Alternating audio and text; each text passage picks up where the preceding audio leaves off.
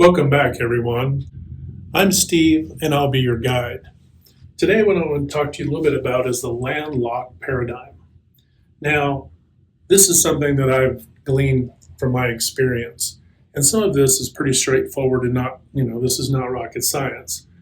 But observationally, it's important to be aware of so that whether you're a person that is in this situation or you're a person who's going to be going to one of these situations, or maybe you've come from one of these situations, you can understand it better, perhaps look at it through a different lens so that you can be a better leader, better supervisor, better team member, and that sort of thing. So the whole idea is that we are protecting love by being more informed, aware, and then we can grow our teams in a healthy way and ourselves individually.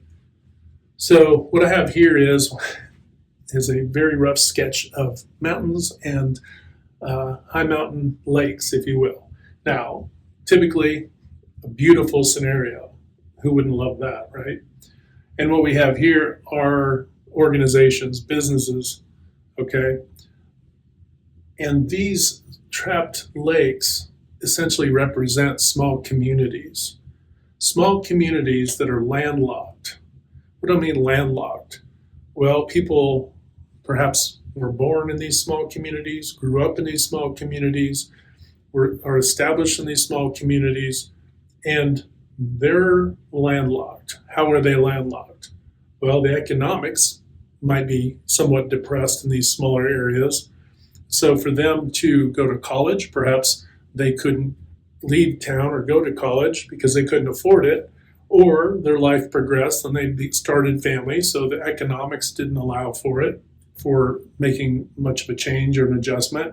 So they become a little bit trapped to begin with, okay, by the economics of the area, especially if they started out their lives in these areas. But then you have organizations who've either come into those small areas. Now, I've often looked at this as I've traveled around, and I've seen where manufacturers will put their facilities in these a little bit more depressed areas. Now, I'm not saying people can't leave. They can. Ultimately, they can. But in these areas, who do you think are in these areas? Their family, their friends, their social circle, all of that. Maybe their kids are in school and they have all of their friends too, not unlike a lot of people all over the globe. But in these smaller communities, it becomes a little more difficult to leave if the economics aren't there for employees to grow to a level to where they can afford to do so. So there is that element. But why would these manufacturers and other businesses choose these depressed areas?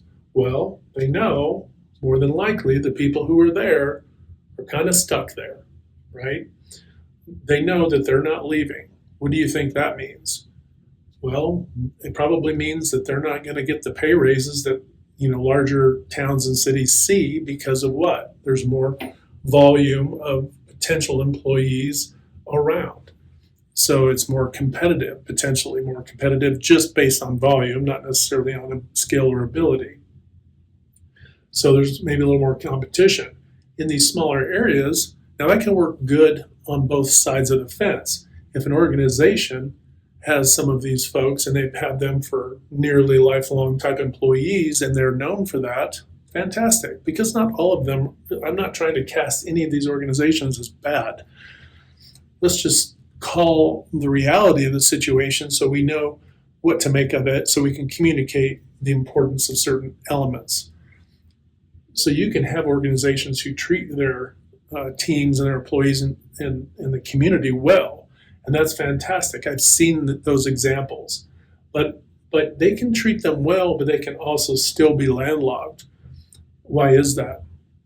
Well, employees or anybody on a team, any person, if they don't show the ability to improve or to grow, it doesn't matter if they're getting paid even the same as their, we'll say, big city competitors or others or other people.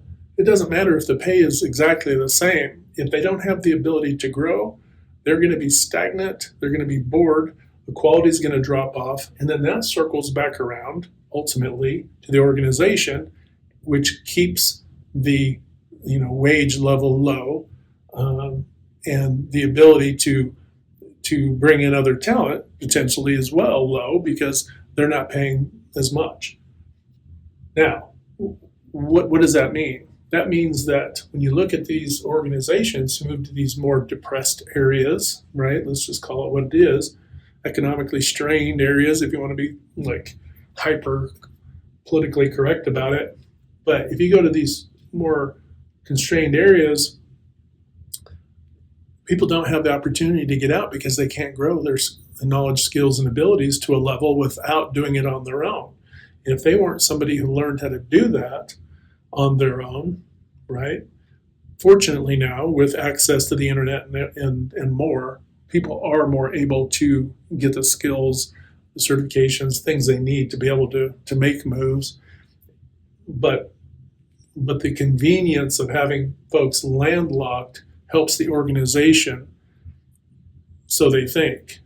The problem with that thought process, though, is just what I said. If people can't grow and develop, they become bored. Quality can become affected. Productivity can become affected, and even modernizing equipment and resources can also be affected. Why is that? Because when quality and all of that start to drop, revenues drop, business drops, our ability to compete worsens. And now how do I pay for those machines? How do I pay for those, the upgraded equipment, software, and all the rest of it? I need to have business flow to do that. So you can get a negative return. And where did that stem from? It stemmed from primarily one thing, not growing your employees' knowledge, skills, and abilities. So if you have one person doing the same thing all the time, then that is going to hurt your organization. That's going to hurt your team. That is going to hurt the person. That's going to hurt the community. Now you can see this through a lot of different lenses, but one of those you can see is as a challenge to the individual and the organization to say, hey, what can I do as an individual on my own to improve my knowledge, skills, and ability, to improve our quality and productivity, so that the organization benefits, I continue to grow, and it becomes something, the growth becomes a factor to where now we're competitive, and now this becomes the ideal. You might be a little landlocked geographically, but you won't be landlocked economically. But if you see it as an obstacle, well, we can't afford to invest in employees because then we won't be able to export. No, you have to invest in your team. If you don't invest in your team is your first, we'll say, machine or resource that you need to invest in, because you need them on board, doing their best, performing their best, being appreciated, and applying yourself to growing their knowledge, skills, and abilities. And that will also enrich their lives, and that you will see exponential return, because guess what? More than likely, their family members are going to be working there, other friends or family, etc. So you're going to constantly see a feeding of good things in return because of how well you treated your employees. Also, excuse. You can also see this as an excuse. As I kind of mentioned before, the organization might see, well, we can't pay them more because XYZ. Well, no, you have to remove the excuses. The individual also has to remove the excuses. We can't have excuses preventing us from doing anything. If you use anything, if you let anything become an excuse, then you're over before you've begun, and you may as well just close down the organization, and the town will dry up essentially. Now, if you look back to the boom towns of old, that is essentially what happens in a boom town. Things are going great, everybody's doing their thing, and then all of a sudden, whether it's potential for work or the ability to work well, whatever the case may be, boom town can fall apart as quickly as it came together. And you don't want a boom town. A boom town can't be sustained. So to have a healthy culture, to protect love within the individual, within the team, within the community, you need to invest in your team, grow your people so they aren't landlocked The other part of this that becomes essential is the fewer people who are landlocked, the more there'll be competition for different new and upcoming and potential roles that you have in your organization. You may not have made a particular product, but now you need, 10 more people to do this particular type of work that you never had before. Well, guess what? Now you need to shop around. Well, you can't shop around for new business as you grow if you're treating your current team and your current, organizational structure, if you're not, like a good gardener, not watering it, feeding it, giving it nutrients, and investing in it. And this goes for the leaders that you bring in. If you bring in very linear thinking leaders who do not have a good insight into people, you are also going to struggle, because now they're going to just sit back and go, well, they're landlocked. I don't need to engage. I don't need to take care of my team and really get close to them and be able to figure out, hey, how's things going today? Just be part of the team, lead the team, coach the team. You'll have those folks sitting back in their chair, not doing any of the good work to steward the business along, or the organization or the team. And what you're going to see is then people lose interest, they get bored. You will have people backpack out of that area, and you will see that town and that business just turn into dust over time, because the reputation then will be, well, they just bring in people just to keep the lights on. They don't really care about us.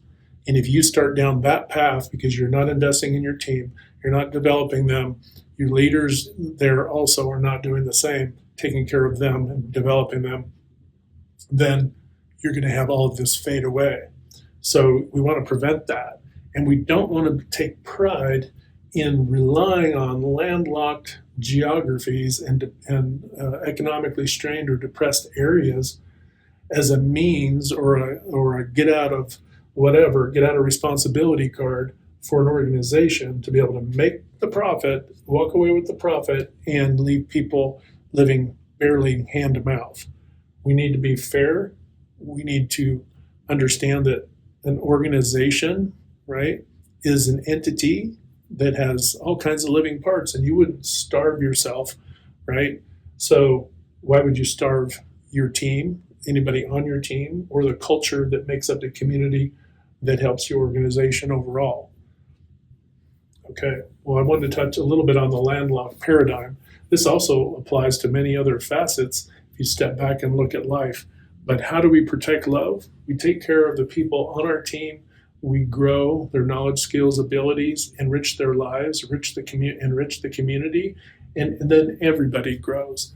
Then the landlocked thing becomes less of a constraint or an obstacle, right? It doesn't become an obstacle. It doesn't become a challenge, and it doesn't become an excuse, because you don't want any of these interrupting people's ability to have a thriving life.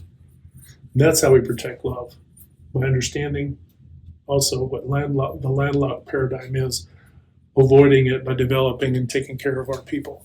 Thanks for stopping by. Take care.